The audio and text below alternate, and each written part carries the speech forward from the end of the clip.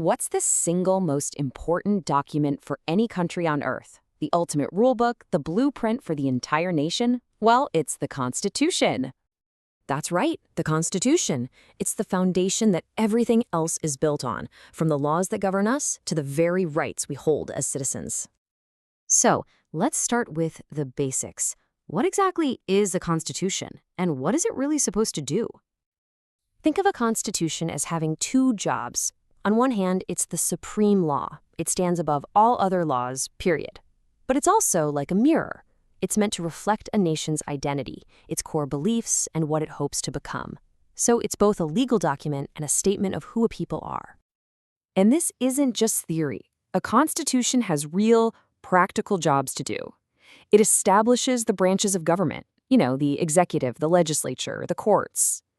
It sets clear limits on their power so no one part becomes too dominant. And crucially, it protects the rights of the people from that very power. Okay, so let's shift from the general idea to a real-world example. We're going to look at the pretty remarkable story of how the Constitution of Bangladesh was created. This timeline from 1972 just shows you the incredible sense of urgency and optimism at that moment. Right after a war for independence, the nation moved with amazing speed. The entire process, from ordering the assembly in March to the Constitution taking effect in December, was a total whirlwind of nation-building. In fact, the whole thing took only about 11 months. Now, to put that into perspective, neighboring India took nearly 3 years to draft its constitution, and Pakistan took 9 years. That speed tells you a lot about the determination to create a democratic state based on the rule of law right from the very beginning. So what was the spirit, the soul of this new rulebook? Well, it was built on 4 core pillars that were meant to define the new republic from the start. These were the big ideas baked into the 1972 Constitution. Nationalism, but specifically Bengali nationalism, rooted in a shared language and culture. Socialism, with the goal of an exploitation-free, just society. Democracy, guaranteeing basic human rights and participation.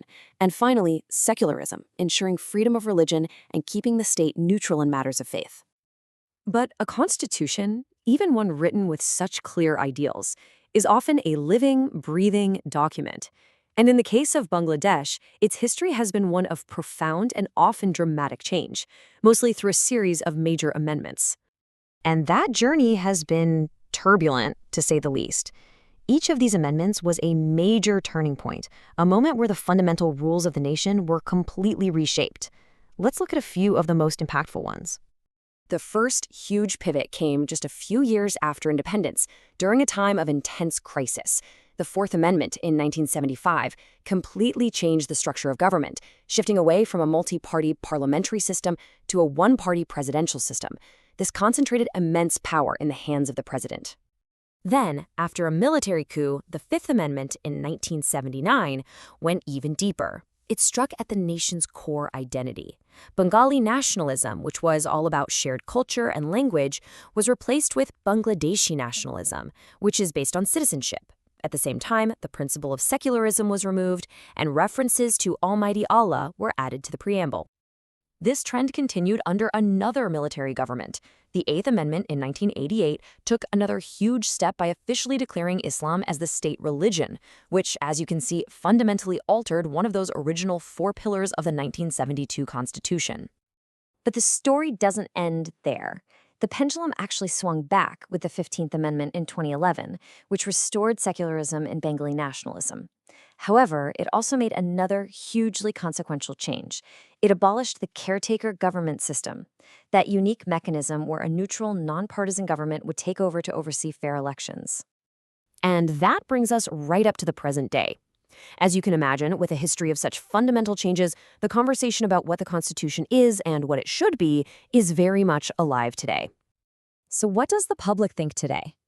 The numbers from a 2022 survey are just staggering. An overwhelming 97% of people supported some form of change, from minor tweaks to a major overhaul. Only 3% wanted no change at all. And when you dig into the specifics, the support for certain reforms is incredible. 96% of people want to amend the law that forces members of parliament to vote along party lines, and 94% want to reintroduce that caretaker government system. This shows a pretty significant gap between the current constitutional framework and what the public wants. So, why does all of this matter?